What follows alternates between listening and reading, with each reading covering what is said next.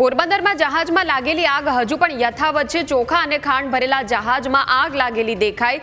મહત્વના સમાચાર મળી રહ્યા છે, જ્યાં વાડીનારથી પ્રદૂષણ કંટ્રોલ ટીમને સ્ટેન્ડ બાય રખાઈ છે। પ્રદૂષણ કંટ્રોલ માટે બીપીસીએલની ટીમ ચોપાટી ખાતે સ્ટેન્ડ બાય। જામનગરના હરિદર્શન નામના જહાજમાં આગ લાગી હતી।